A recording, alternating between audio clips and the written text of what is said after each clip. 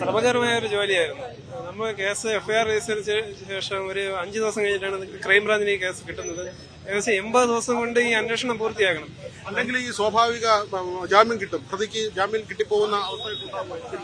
മാത്രവുമല്ല, ഞാൻ ചോദിക്കുന്നത്, ഇതിൽ ഈ കളനാശിനിയൊക്കെ ഉപയോഗിച്ചു, അത് വാങ്ങിയത്, അതിന്റെ ബ്രാൻഡ്, അതിന്റെ തെളിവെടുപ്പ്, അത്തരം കാര്യങ്ങളെല്ലാം വലിയ വെല്ലുവിളി നിറഞ്ഞതായിരുന്നു. വളരെയധികം വെല്ലുവിളി നിറഞ്ഞായിരുന്നു. ഈ കളനാശിനി കാപ്പിക്ക് ഹെർബിസൈഡിന്റെ കമ്പനി ഒഡീഷയിൽ വരെ പോയി അന്വേഷണം നടത്തിയിട്ടുണ്ട്.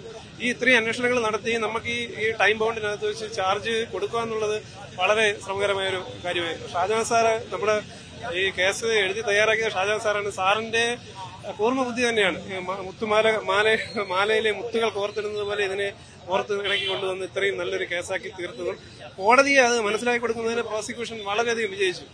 ജഡ്ജിന് ഇത്രയും കാര്യങ്ങൾ മനസ്സിലാക്കി കൊടുക്കും. ഇത് അവതരിപ്പിക്കുന്നത് വളരെ നല്ലൊരു ചടങ്ങാണ്. അത് പ്രോസിക്യൂഷൻ വിനീത് സാറ് നല്ല രീതിക്ക് ചെയ്തു.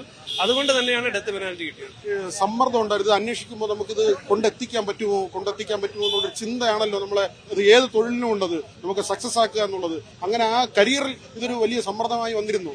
100% സമ്മർദ്ദമായിട്ട് വന്നിരുന്നു. സമ്മർദ്ദം എങ്ങനെ ഇല്ലാതിരിക്കും? ഡയറക്റ്റ് എവിഡൻസ് ഇല്ല. ഒരാൾ ഒരു വെട്ടോത്തി കൊണ്ട് ഒരാളെ വെട്ടിക്കൊല്ലുകയാണെങ്കിൽ നമുക്ക് ദൃക്സാക്ഷികളുണ്ട്. ഇതിൽ അങ്ങനെ ഒന്നുമില്ല. ഷാരോൺ രാജ് അവളെ വീട്ടിൽ പോയതും തിരിച്ചു വരുന്നതും കണ്ട ആൾക്കാരില്ല. CCTV വിഷ്വൽസ്, വിഷം കൊടുത്തത് കണ്ടതില്ല. എല്ലാം ഡിജിറ്റൽ എവിഡൻസും അവളുടെ ഗൂഗിൾ സെർച്ചും ബാക്കിയുള്ള കാര്യങ്ങളെല്ലാം ക്ലൗഡിൽ നിന്ന് കളക്ട് ചെയ്യാണ് ചെയ്തത്. ഈ കുട്ടി മൊബൈലിലുള്ള എൻ്റെ ഡേറ്റാസ് ഡിലീറ്റ് ചെയ്തു. ഷാരോൺ രാജുമായിട്ടുള്ള ഫോട്ടോസ് എല്ലാം ഡിലീറ്റ് ചെയ്തു. അപ്പൊ ഇതെല്ലാം നമ്മൾ വീണ്ടും റീകളക്ട് ചെയ്തെടുക്കുക. എടുത്തിട്ട് അതിൽ നിന്ന് ഇത്രയും ഫയൽ പരിശോധിച്ച് ഏതൊക്കെയാണ് കേസിന് റെലവന്റ് ആയിട്ട് വേണ്ടതെന്ന് കണ്ടെത്തി കൊണ്ടുവരുന്നത് വളരെ പ്രയാസപ്പെട്ട കാര്യമായിരുന്നു. പക്ഷെ സമയത്തിനുള്ളിൽ അതെല്ലാം ചെയ്യാൻ പറ്റി. നമ്മളോടൊപ്പം ഇപ്പോൾ ചിത്രത്തിലില്ലാത്ത ആൾക്കാരുണ്ട്. FSL സൈബർ എക്സ്പെർട്ട് ദീപ മാം, PM ചെയ്ത ധന്യ മാഡം, അങ്ങനെ ഒരുപാട് ആൾക്കാർ, പേരെടുത്ത് പറയാനാണെങ്കിൽ ഒരുപാട് ആൾക്കാരുണ്ട്. വലിയ അഭിമാനം, സന്തോഷം.